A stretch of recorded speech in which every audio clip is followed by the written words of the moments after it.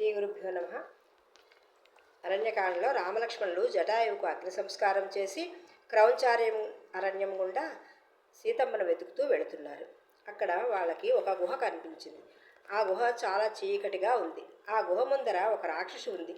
ఆ రాక్షసి బలహీనులు కనిపిస్తే తినేస్తుంది. బలవంతులైన వాళ్ళు వస్తే వారిని చంపి పారిపోతుంది.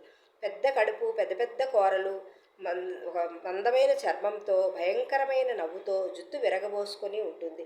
ఆమె లక్ష్మణుడిని పట్టుకొని, నా పేరు పయోముఖి, నీవే నాకు తగిన భర్తవి, నీ జీవితం నాతో ఈ నదుల ప్రక్కన పర్వత శిఖరాలపై గడుపుదాము అని అంటుంది. అలా అనగానే లక్ష్మణుడు ఆమె ముక్కు చెవులు కోశాడు. అప్పుడు ఆమె లక్ష్మణుడిని వదిలి పెద్ద పెద్ద అరుపులతో ఏడుస్తూ అక్కడ నుండి వెళ్ళిపోతుంది. లక్ష్మణుడు రామచంద్రునికి నమస్కరించి అన్నగారిగా కాక ఒక గురువుగా ఇలా మాట్లాడతాడు. అన్నయ్య, నాకు అనిపిస్తున్నది, ఇలాంటప్పుడు గురువుల వెనకే మనం వెళ్ళాలి. వారు ఏది ఆచరిస్తే మనం దానినే చెయ్యాలి. అన్నయ్య, దూరంగా వంచలకము అనే ఒక పక్షి కూత మనకు వినిపిస్తున్నది. ఆ పక్షి కూత కూస్తే యుద్ధం వస్తుంది, కానీ ఆ కూత వినే వాళ్ళకి ఆ యుద్ధంలో విజయం కలుగుతుంది అని అనుకుంటూ కొంచెం ముందుకు వెళ్ళేసరికి అక్కడ పెద్ద పెద్ద పిడుగులు పడుతున్నట్లు శబ్దాలు. ఆ శబ్దాలు విని అడవిలో ఏనుగులు, క్రూర మృగాలు అటు పరిగెడుతూ ఒక పులివ జింకను తరుముతూ వస్తూ ఉండడం చూసి, ఎదురుగా వస్తున్న ఆపదని, ఆ ఆపద తెచ్చేవారిని ఎదుర్కొనే శక్తి ఉండాలి అనుకునే లోపే వారికి ఆశ్చర్యాన్ని కలిగిస్తూ ఒక పెద్ద ఆకారం కనబడింది. దానిని వారు ముందు గుర్తించలేదు. దూరంగా ఒక ప్రాణిని చూశారు. దానికి తల, కాళ్ళు లేవు. దీర్ఘబాహువులు, ఛాతిపై నుదురు, దాని మీద ఒక పెద్ద కన్ను, ఆ కన్ను రెప్పకి పచ్చని పొడవాటి వెంట్రుకలు, దాని కింద పెద్ద నోరు. ఆ ఉన్న ఒకే ఒక కన్నుతో యోజనం దూరం చూడగలడు. అంత దూరంలో చూసిన దానిని తన పొడవాటి చేతులు చాచి ఈడ్చుకొని లాగి పట్టుకొని తింటుంది.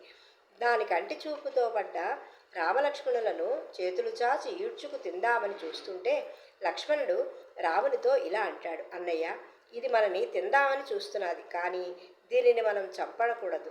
ఇది కదలిక లేని ప్రాణి. కదలి మనతో కలబడి యుద్ధం చేస్తేనే దాన్ని మనం చంపాలి. లేనప్పుడు మనం చంపకూడదు. ధర్మం తప్పకూడదు. ధర్మంగా చేయవలసినదే మనం చెయ్యాలి. అందుకే రామో విగ్రహవాన్ ధర్మ అని అంటారు కదా.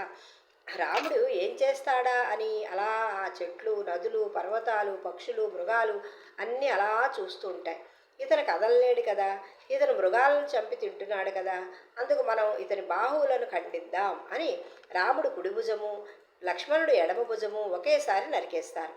వెంటనే ఆ వింతరాక్షుడు వారిని చూసి, ఇన్నాళ్ళు ఈ భుజాలు నరికే వారిని గురించే నేను చూస్తున్నాను, మీరు ఎవరు అని అడిగాడు. మేము ఇక్ష్వాకు వంశంలో పుట్టిన వారము. ఈయన మా అన్న రాముడు, నేను వారి తమ్ముడు లక్ష్మణుడను. మా అన్నగారి భార్య అయిన మా వదిన గారిని రాక్షసుడు అపహరించాడు. మేము అతనిని వెతుకుతూ వెళుతున్నాం. నువ్వు ఎవరు, నీ గురించి చెప్పు అని అడగగా అతను, రామ, మహాబాహు, మహాబలపరాక్రమ, నేను చాలా అందమైన వాణ్ణి. చంద్రుడు, ఇంద్రుడు వంటి అందము, సూర్యుని తేజస్సుతో ఉండే అంత అందము నాది. నాకు ఇది పరమేశ్వరుడు ఇచ్చినది. మరి అంత అందమైన వాడివి ఇలా ఎందుకు అయ్యావు? నేను కామరూపం తెలిసిన వాడిని. అలా కామరూపంతో అనేక ఘోర రూపాలు ధరించి అందరినీ భయపెడుతూ, వారు భయపడుతూ ఉంటే చూసి ఆనందించేవాడిని. అలా నేను ఒకరోజు చాలా భయంకరమైన రూపంతో ఒక ఋషిపుంగవుడికి కనబడ్డాను. ఆయన వెనక్కి తిరిగి ఉలిక్కిపడి చూసి అతని దివ్యదృష్టితో నా కామరూపాన్ని తెలుసుకొని, నువ్వు ఈ క్రూరమైన రూపంతోనే ఉందువుగాక అని శాపం ఇచ్చాడు. ఆ వెంటనే నా తప్పు తెలుసుకొని ఆ మహర్షి కాళ్లపై పడి, నా అజ్ఞానాన్ని మన్నించండి మహానుభావ, నాకు శాప విమోచనం చెప్పండి అని అడుగగా, రాముడు అరణ్యంలోకి వచ్చినప్పుడు నువ్వు ఉండే ప్రాంతానికి వస్తాడు. నీకు తెలియక అతనిని నువ్వు తిందామని చూస్తే అప్పుడు రామలక్ష్మణులు నీ 2 చేతులను ఖండిస్తారు. అప్పుడు నువ్వు చనిపోతావు. అలా నీ దేహాన్ని రాముడు అగ్ని సంస్కారం చేసి నీకు అంత్యక్రియలు నిర్వహిస్తాడు. అప్పుడు నీ పూర్వదేహాన్ని నువ్వు పొందుతావు అని మహర్షులు త్రికాలజ్ఞులు కనుక రాముడు వస్తాడని చెప్పాడు. అందుకే నేను మిమ్మల్ని ఎవరు అని అడిగాను. నాకు ముని శాపం ఇచ్చేటప్పుడు నేను అటు ఇటు తిరుగుతూ ఉండేవాడిని. అప్పుడు నేను బ్రహ్మగారి గురించి తపస్సు చేశాను. బ్రహ్మగారు ప్రత్యక్షమై దీర్ఘాయుష్మాన్ భవ అని వరం ఇచ్చారు. ఆ వరంతో నేను ఇంద్రుడి మీదకి యుద్ధానికి వెళ్ళాను. అప్పుడు ఇంద్రుడు తన వజ్రాయుధంతో నా తల మీద బలంగా కొట్టాడు. అప్పుడు నా తల గొంతు దాకా నా శరీరంలోకి కూరుకుపోయింది. తలకాయ నోరు కూడా గొంతు దగ్గరకు వెళ్ళిపోయి ఒకే దగ్గర కూర్చుండిపోయాను. కదలిక లేక అలా ఉండిపోయాను. అప్పుడు బ్రహ్మగారిని అడిగాను, మీ వరప్రభావంతో దీర్ఘాయువుగా ఉండాలి కదా, నాకు నోరు లేదు, కదలలేను, ఆహారం ఎలా సంపాదించుకు తింటాను, తిండి లేకపోతే బ్రతకలేను కదా అని అంటే, ఒక యోజనం దూరం వరకు వెళ్ళే చేతులు, చూడడానికి ఒక కన్ను, దాని కింద ఒక పెద్ద నోరు, కూరలతో నోరు ఇచ్చాడు. ఏ జంతువునైనా చేతులతో ఈడ్చి నీ నోరు దాకా తెచ్చి కూరలతో నమిలి తింటూ ఇలా కాలం గడుపు అని చెప్పాడు. రామ, అలా నేను కాలం గడుపుతున్నాను. రామ, సూర్యాస్తమయం అవ్వబోతున్నది. తొందరగా ఈ భయంకరమైన శరీరాన్ని కాల్చి బూడిద చెయ్యి. అప్పుడు నాకు నా ముందున్న శరీరం వస్తే అప్పుడు నాకు దివ్యస్మృతి వస్తుంది. దానివలన నీ భార్య ఎక్కడ ఉందో తెలుసుకొని నేను చెప్పగలను అని అనగా, రాముడు అక్కడ ఉన్న ఏనుగుల సహాయంతో పెద్ద పెద్ద చెట్ల కొమ్మలను విరిచి ఎండి ఉన్న కొమ్మలను తెచ్చి అగ్ని రగిల్చి ఆ కబంధుడి శరీరాన్ని కాల్చివేశాడు. ఆ చితి నుండి కబంధుడి దివ్య శరీరం బయటకు వస్తుంది. దివ్య తేజస్సుతో ఉన్న ఒక రథం మీద అంగప్రత్యంగములు మణిమయ కాంతులతో వెలిగిపోతూ కనిపించిన ఆ దివ్య పురుషుడు ఒక్కసారి కళ్ళు మూసుకొని ఆలోచిస్తే మీకు దుర్దర్శ ఫలితాలు కనిపిస్తున్నాయి. రామ, నీ భార్య జాడ కానక చాలా దూరం తిరుగుతున్నారు. కానీ నీకు ఒక విషయం చెప్తాను. ఈ భూమండలం అంతా తిరిగి ఎక్కడ ఏముందో తెలిసిన వాడు ఒకరు ఉన్నారు. అతను నీ భార్యను తీసుకువెళ్ళిన వాడిని కనిపెట్టగలడు. అతనితో నువ్వు స్నేహం చెయ్యి. అలాంటి స్నేహితుని గురించి నీకు చెబుతాను. అతన్ని కలవండి. సూర్యుని ఔరసపుత్రుడైన వానరరాజు సుగ్రీవుడు. అతను కారణాంతరముల వలన తన అన్నగారి చేత వెళ్ళగొట్టబడి ఋష్యమూక పర్వతం మీద ఉన్నాడు. అతడు 4 మేధావులైన సచివులను మంత్రులుగా పెట్టుకొని వారితో కలిసి ఉంటున్నాడు. అతడు రావణాసురుని గురించి తెలిసినవాడు. అతడు తన వానరసేనను పంపి సీతమ్మ జాడ కనిపెట్టగలడు. ఆ వానరేంద్రుడు బలవంతుడు, దివ్యమైన తేజస్సు, కాంతి, పట్టుదల ఉన్నవాడు. అతనితో స్నేహం చేయడానికి వెళ్ళు రామ. లక్ష్మణ సహితుడివై పశ్చిమ దిశగా వెళితే అనేక చెట్లు కనబడతాయి. మద్ది, నల్లజిల్లేడు, దేవదారు, చంద్ర, జమ్మి మొదలగు చెట్లు ఉంటాయి. కొంచెం దూరంగా దట్టమైన వనం కూడా కనిపిస్తుంది.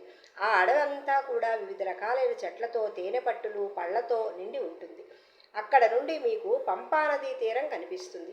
ఆ తీరంలో గులకరాళ్ళు ఉండవు, నీటిలో నాచు ఉండదు. ఆ నదిలో నీరు చల్లగా తియ్యగా ఉంటుంది.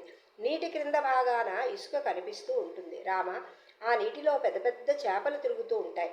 లక్ష్మణుడు ఆ చేపలను తన బాణంతో గుచ్చి తీసి నీకు కాల్చి ఇస్తాడు. అవి తిను. తామర ఆకులతో నీరు తెస్తాడు. ఆ నీరు త్రాగు. మంచి సువాసనతో ఉంటుంది. ఆ పంపా తీరంలో పూలతో నిండిన చెట్లు కూడా ఉంటాయి. అవి మనస్సుకి ఆనందం కలిగిస్తూ ఉంటాయి. మతంగ మహాముని శిష్యులు దర్భలు, పువ్వులు కొయ్యడానికి వచ్చినప్పుడు వారి స్వేద బిందువులు నేల మీద పడి పువ్వులుగా మారి పూలదండలు అయ్యాయి. అవి ఎన్ని సంవత్సరాలైనా అలాగే ఉంటాయి. సూర్యరశ్మికి వాడవు, ఎండకు గాలికి కదలవు. అవి ఎవ్వరూ ధరించరు. అవి చూస్తే మనసుకి ఆనందం కలుగుతుంది. అక్కడికి దగ్గరలోనే మతంగ మహాముని ఆశ్రమం ఉంది. ఇప్పుడు అక్కడ ఎవరూ లేరు. నీ దర్శనం కోసం శబరి అక్కడే ఉంది. రామ, నువ్వు ఒక్కసారి ఆశ్రమానికి వెళ్ళి శబరిని చూస్తే ఆమె నీ దర్శనం అయిన తరువాత స్వర్గానికి వెళ్ళిపోతుంది. అక్కడ నుండి కొంచెం ముందుకు వెళితే అక్కడ ఏనుగులు తిరుగుతూ ఉంటాయి. అక్కడ మతంగమునిచే నిర్మించబడిన ఒక మతంగ వనం ఉంది. అక్కడ నుండి తూర్పున ఋష్యమూకమనే పర్వతము ఉంది.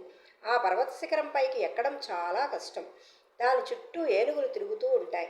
పంపా సరోవరంలో నీరు త్రాగి ఋష్యమూక పర్వత శిఖరం పైకి ఎక్కి రాత్రి నిద్రలో ఏమి కనబడితే అది తెల్లవారితే వారికి దొరుకుతుంది. ఆ పర్వత శిఖరములో ఒక గుహ ఉంది. ఆ గుహకి ఒక శిల అడ్డుపెట్టి ఉంటుంది. అందులో సుగ్రీవుడు ఉంటాడు. ఈ గున్న ఏనుగులు పంపానది నీరు త్రాగి ఘీంకారం చేస్తూ ఉంటాయి.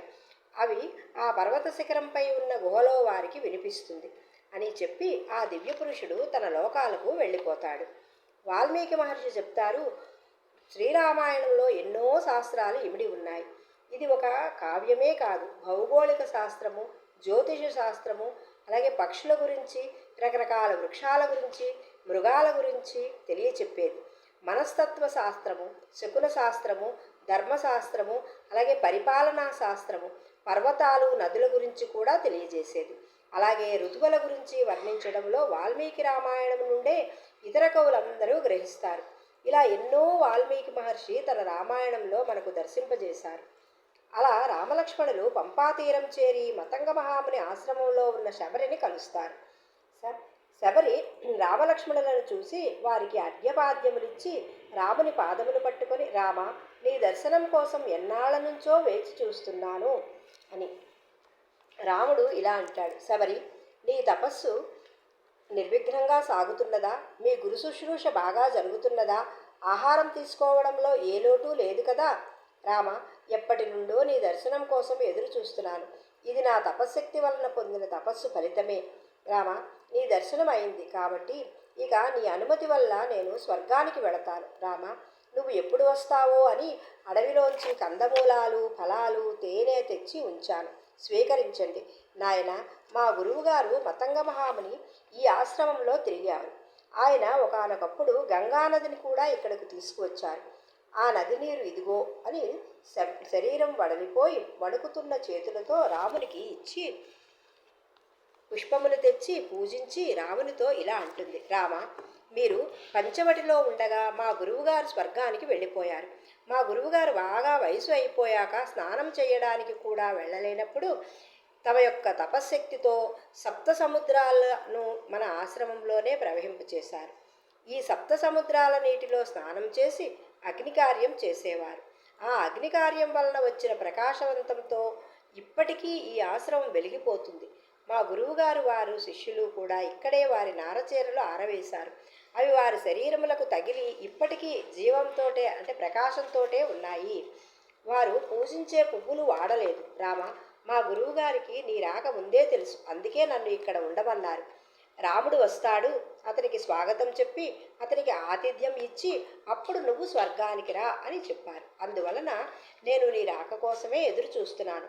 నీ దర్శనం అయింది, ఇక నేను స్వర్గానికి వెళుతున్నాను అని శబరి ఆమె ధరించి ఉన్న నారచీరతోనే అగ్నిహోత్రం తయారు చేసుకొని అందులో ఆమె శరీరాన్ని ఆహుతి చేసుకుంది. ఆమె శరీరంలో నుంచి అగ్ని ఆహుతి అవుతూ ఉండగా అగ్ని నుండి ఆమె శరీరం గుండా ఒక మెరుపుతీగలా వచ్చి దివ్యమైన ఆభరణములు ధరించి ఆమె సేవించిన గురువుగారు శిష్యుల దగ్గరకు వెళ్ళిపోయింది. రాముడు లక్ష్మణునితో కలిసి ఆ సప్త సముద్రాల నీటిలో స్నానం చేసి పితృతర్పణం చేస్తారు. లక్ష్మణ, నాకు దీని వలన మనస్సు ఎంతో సంతోషంగా ఉంది. నా మనస్సుకి భయము పోయి ధైర్యం వచ్చింది. నా దుర్దశ కూడా పోయింది. నాకు మంగళములు కనిపిస్తున్నాయి. ఇంత గొప్ప తీర్థంలో స్నానం చేయడం ఎంత పుణ్యం అని అనుకుంటూ రామలక్ష్మణులు ఋష్యమూక పర్వతం దిశగా పయనమయ్యారు. ఇది అరణ్యకాండ సమాప్తం. అరణ్యకాండ అయిపోయింది. ఇప్పుడు మనం కిష్కింధకాండ తరువాత భాగంలో చదువుకుందాం.